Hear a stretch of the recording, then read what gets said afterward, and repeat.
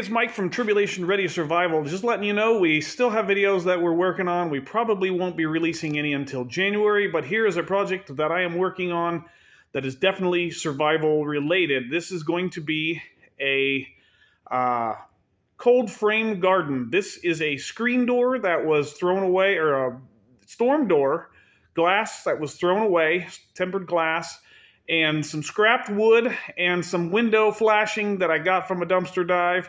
I'm going to take you along on the build for this and show you how to make a cold frame garden. Okay, so now I am going to start making the frame. What I've done is I made a simple wooden frame here and here, nailed it, glued it, and then went over this with flashing tape that I got from dumpsters. This is all dumpster stuff, including this. This was given to me by a lady who got rid of her door, her storm door. So my idea is I'm going to come around here and make a 1-inch frame on the inside of this. One, to help support the glass a little bit more. And two, give me something so when I put this on there, a lip, if you will, so that it will rest on there, because this is not going to have a hinge. I don't want to mess with hinges. I just want to be able to pull it on and off, and use a prop rod on it, which is what I've done in the past. So my next step is I want to figure out the angles that I want this thing to be at, but to do that, I have to come up with something, some sort of frame that's going to fit inside of here. So I want it to fit inside here on that lip, on that rail, that internal rail there. And so what I've done is I made another frame with the measurements that I needed, and this fits exactly inside there with about a 1/4 inch-ish gap all the way around. So this fits inside of the other frame and will sit on the rail that I'm about to build on the inside of the other frame, if you see what I'm saying. So since I'm not using screws, I don't have screws right now, because, well, I couldn't find any in the dumpster. So anyways, I'm using 12D nails, 10 and 12D nails, no big deal. Also going to use Gorilla Glue on this. So I went ahead and made this internal frame. It is now glued, and I have this ratchet strap. This baby is locked in tight. It might even make a noise. And it's pretty tight. But it's not going to play like a guitar string, that's for sure. So I'm going to wait for that to dry, but I don't have to wait for it to dry to go ahead and start making the rest of the frame. So I'm going to do that. Okay, so after some trial, before I put it in here, one, this is tempered glass. I have cardboard down to be careful so that I don't touch the glass with the hammer, but since I don't have screws, I'm having to hammer this one. It's actually about a 2-inch piece. Either way, 1 inch and 3/4, I think. Here, all the way around, and I'm gluing it in place. It's nice and solid. It's going to be solid, and then it'll be painted on the outside, and it's also got glue behind it. So, yeah, and it's already been caulked behind. If you can't see, I've used caulk back here. There's some gaps. It's not a big deal because on the other side I've got flashing tape. And it ain't going anywhere. So I'm starting to put the edges on. Okay, I had to stop and make a home repair for about 2 hours, but anyway, we've glued it together. We've put a ratchet strap in there to hold those joints. And I did find a set of screws, or a bunch of screws that I could use. I found some deck screws. So I used those to put the legs on, and as you can tell, we'll flip it up here.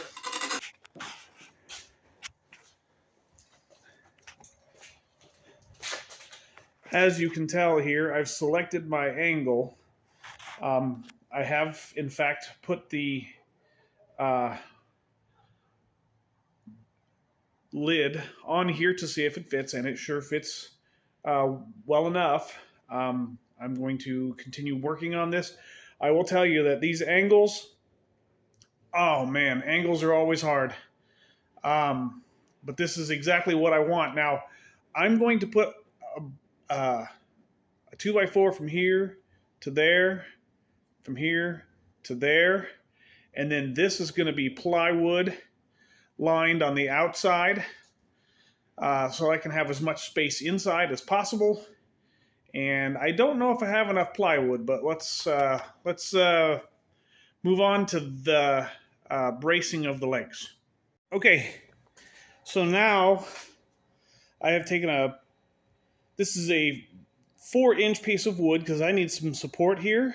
I'm going to be putting plywood over the top of this, so between this leg and that leg, so this is a 4-inch piece of wood that I have put here all the way. This wood is not treated wood. None of this is. I wouldn't do that. Same thing back here. I'm going to put another support here and one here. And I'm going to quit for the night. Okay, so now I have the sides on. It's going to do just fine. I'm going to make sure it gets caulked up and everything. I got this side and the other side on. Now I'm going to start laying plywood across the back here. And going to get her in there. I thought about using these 2x6s. That's totally unnecessary. It would add so much weight, and yeah, I got to carry this thing. So about 300 pounds is about what I'm estimating this thing's going to weigh. And so I got to carry it all the way to the backyard. So anyway, let's move on to putting in some plywood. Okay, so this is what it's going to look like. I'm going to do some more finish work on it, but you'll see that back here where that crack was, it's covered up. It is totally covered up. It's not a big deal. And so this will be amazing when it's done.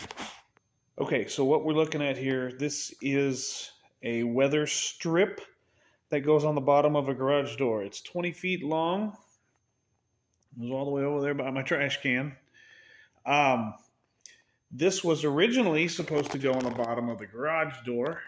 If you'll see, it focuses right there. It did not fit, and I cannot send it back to the company that I bought it from. So what I'm going to do is I'm going to incorporate it in this project as a gasket, a weather seal around the lid. So, okay, so now I have some weather stripping that I'm going to be attaching all the way around. Now, this is not supposed to be completely airtight. It's just not going to be that way. It's not possible, especially with wood. But I'm going to try and get it close because this thing's going to generate its own heat. It's a greenhouse, and greenhouses aren't 100% airtight either. But this weather stripping is going to help. So let's weather strip. Okay, so now I've got the weather stripping on. Now, the original plan didn't call for weather stripping, but I had to replace one on my garage door. And this one I bought from an online company, and it did not fit. And putting it in, I ripped it, and they weren't going to accept it back. So I thought I would keep it. And let's put the lid on and make sure it fits nice and snug. Okay, there it is. And it's fitting snug. So now all I have left is to seal it up with a little bit of probably some foam or caulking, and I'm going to paint the outside, not the inside, and then we will get this in the ground. But I don't. Okay, so if you saw the previous part of the video where I went dumpster diving and I got those two 12-foot boards, well, I went ahead and the 1x1s that I made the box out of, which we'll show here in a second, I went ahead and made a 4-foot square garden bed out of that, and went ahead and painted it fudge brown. That's the color I wanted to go with because I thought it was a pretty brown color. Kind of looks gardeny. So I went ahead and made that one, and now back onto this project. So I have gone ahead and painted it, but what I have done, I'm not done painting it yet. I've gone and I've sealed up, I've caulked all of the cracks here. I'm going to come back and caulk this corner here. I'm going to come back and caulk this. I ran out of caulk, but pretty much I've painted the inside, or caulked the inside. The one seam that I have in the back, went ahead and caulked that on both sides, and I've caulked all the way around this thing. And I went ahead, got the lid also, went ahead and caulked a little bit underneath here. And the reason I caulked under there was not because I was worried about air or moisture. I wanted to put a little bit of a cushion because there is a bit. There's about a 1/16 of an inch gap between the glass and the wood. So I wanted to just kind of hold that up a little bit, give it a little bit of support, something to not touch the glass directly on. I thought about using spray foam caulk. This caulk, once it's dried, is okay. Doesn't give off any chemicals or anything. But if I used spray foam, which I had thought about doing, it would have still given off chemicals long after it was dried. And I didn't want to have anything to do with that. So spray foam I wouldn't recommend using on this.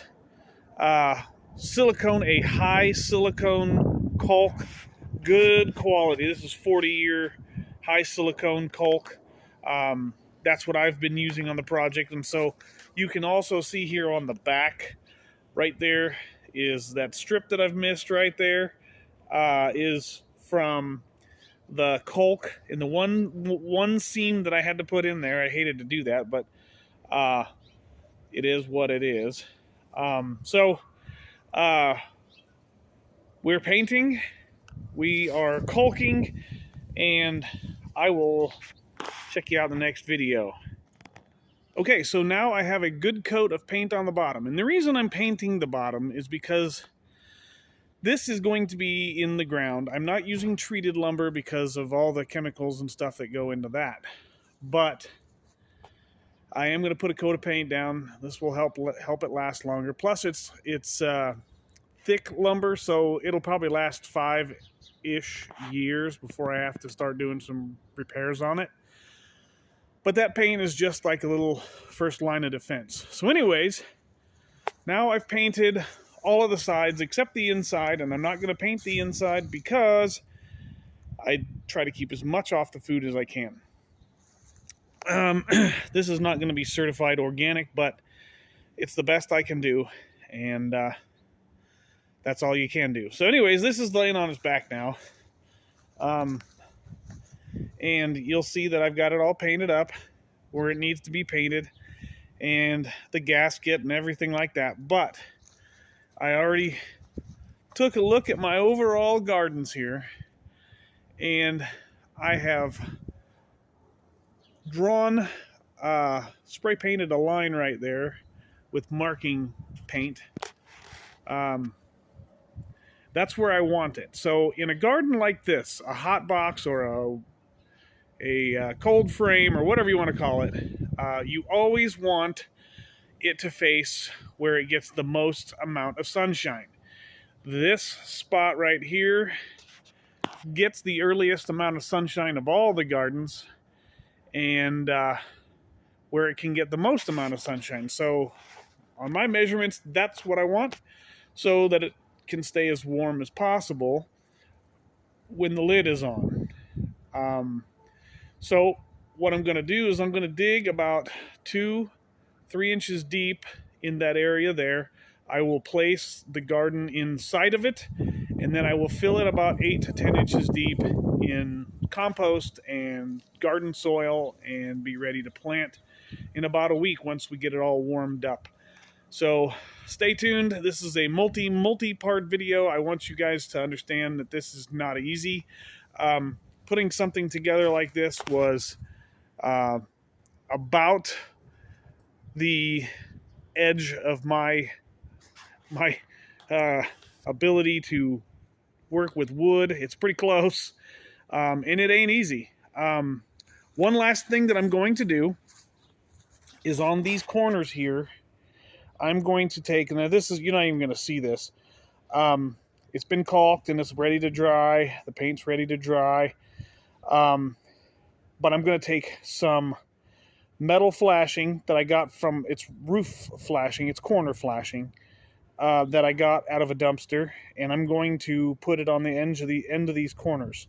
The only purpose of that is so that once it's in the ground, and I'm going to paint back over that too, so it looks good. But the purpose of that is because you might see here on some of these corners where the weed whacker gets it pretty good, and I just don't want to damage the wood as least as possible. So I've got some roof flashing. I might as well put it in here. Those, you don't have to worry about it too much, but you can see right here where it's starting to wear a little bit, because that weed whacker's not necessarily the nicest thing. So, yep, we're moving on. There's where it's going to be. Good morning, Hazel. Okay, so we're almost done with this complete project. This is a multi-part video, I believe. So this thing has not been dug into the ground yet. I'm going to dig it down about 2 inches. But what you should know is this. I already have moisture on the inside of this. I have moisture on the outside, and I have moisture on the inside. Outside's going to slough off. On the inside, it's going to accumulate and stay warm on the inside.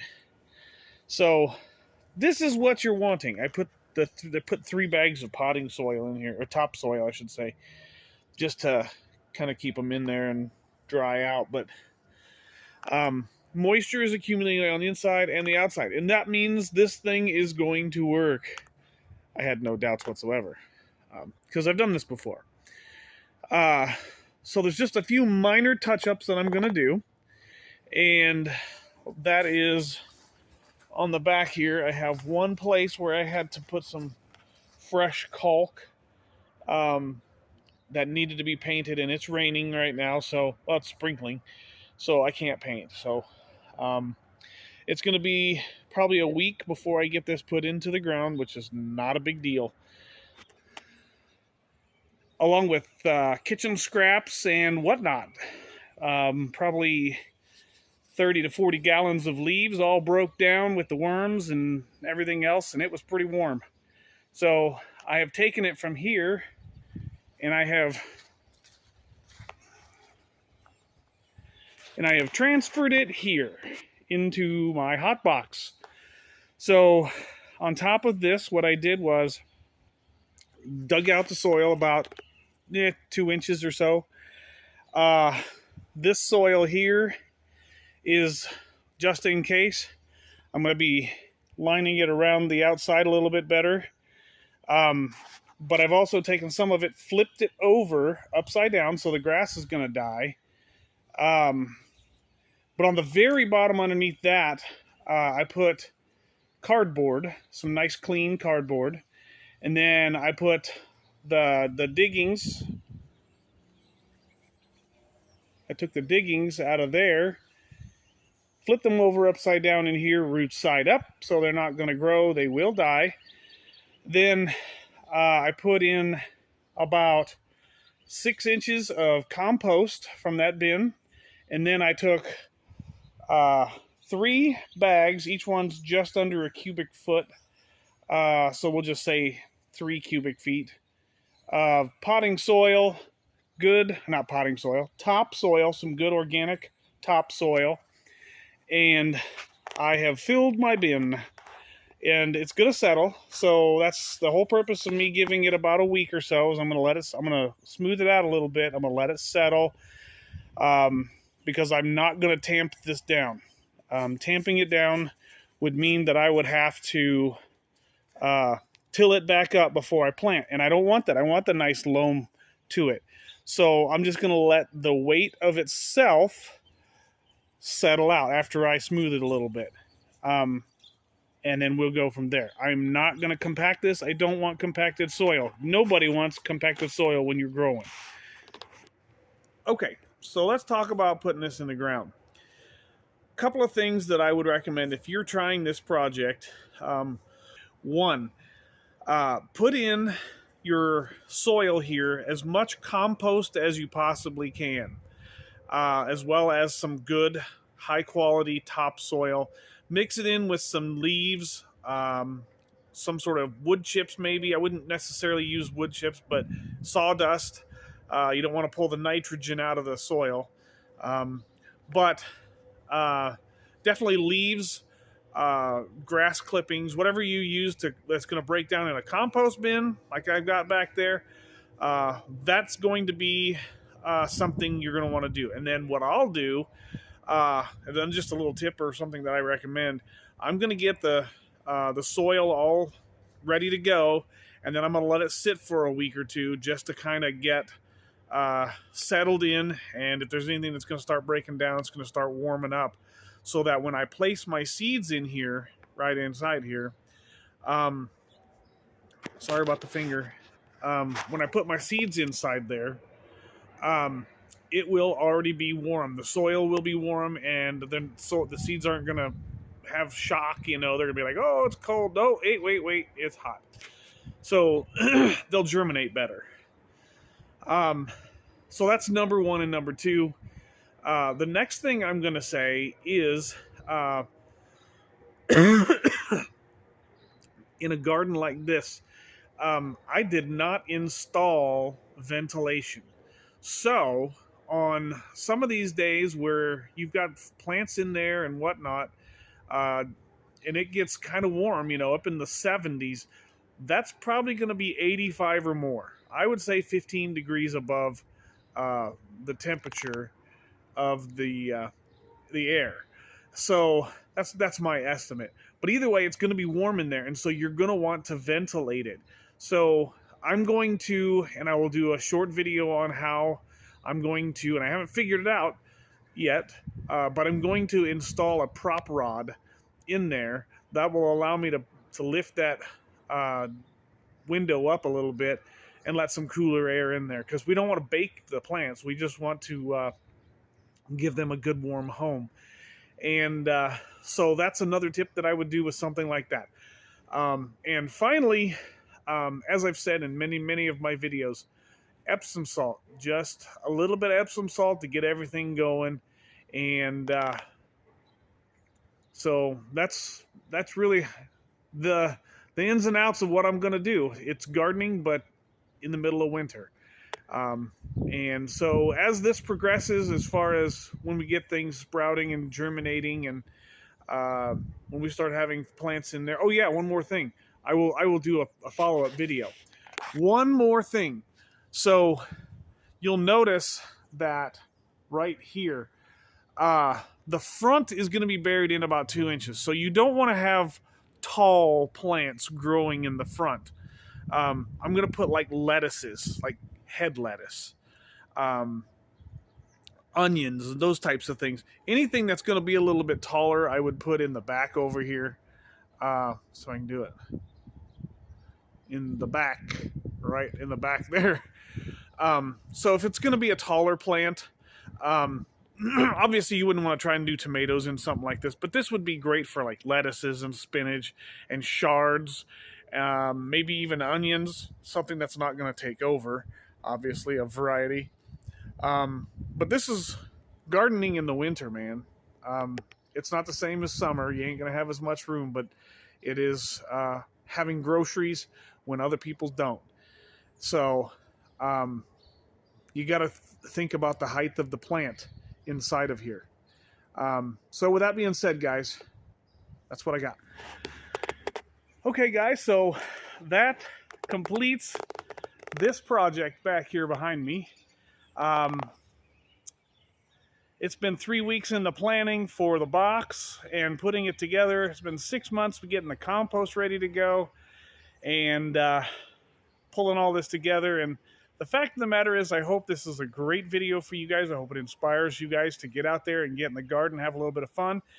Dumpster dive even. Put together something, make something happen out of nothing, and rely on Yeshua himself to provide for you. That's what he's going to do here. I know this garden's going to turn out great. I will do some short videos on it later. And with that being said, like the video. It helps the algorithms. If you haven't subscribed, please do that. We celebrate our subscribers every now and again. We just hit 100 with 3 people getting prizes. And if you're not social with us over on Facebook, meet us over at Facebook on tribulationreadysurvival.com. And I just want to send out one shout out to the most important of all, Hashem, Yeshua, the name of the Lord. Baruch atah Adonai Eloheinu melech haolam. Bless the Lord, the Blessed One, who has blessed me with this garden, and I hope I'll see you in the next video.